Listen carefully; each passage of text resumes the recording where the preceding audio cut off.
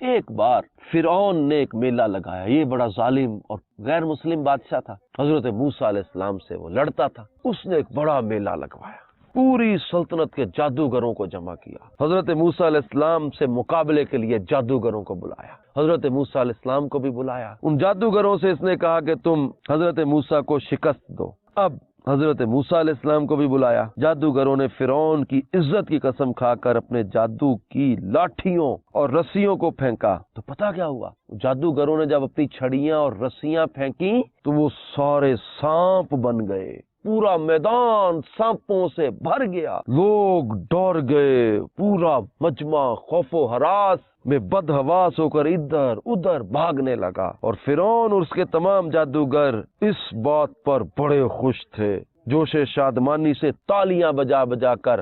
اپنی خوشی کا اظہار کرنے لگے، دیکھو ہم نے کیا کمال کر دیا۔ اب وہ پورا میدان سانپوں سے بھرا ہوا تھا، یعنی سانپ نظر آ رہے تھے۔ اتنے میں حضرت موسیٰ علیہ نبینا علیہ الصلوۃ والسلام نے اللہ کے حکم سے اپنی مقدس چھڑی کو، وہ عصا، اس کو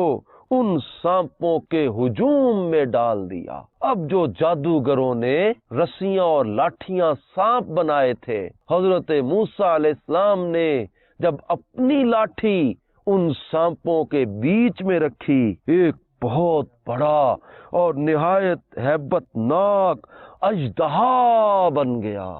یعنی بہت بڑا سانپ، وہ جو عصا تھا وہ بن گیا، اور اس بڑے سانپ نے، یعنی اژدہا بن کے، اس عصا نے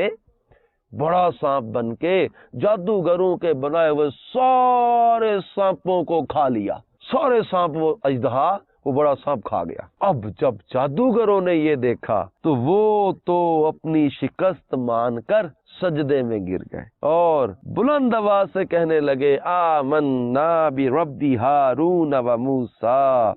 یعنی ہم اب سب حضرت ہارون اور حضرت موسیٰ کے رب پر ایمان لائے۔ قرآن پاک میں سورہ طٰہٰ کی آیت نمبر 65 سے 70 تک اللہ تعالیٰ نے یہ واقعہ بیان کیا کہ وہ عصا کیسے جادوگروں کی بنائی ہوئی، وہ جو رسیاں جادو کے زور سے انہوں نے سانپ اور لاٹھیوں کو جو سانپ محسوس ہوتے تھے کہ بن گئے، وہ عصا سب کو کھا گیا۔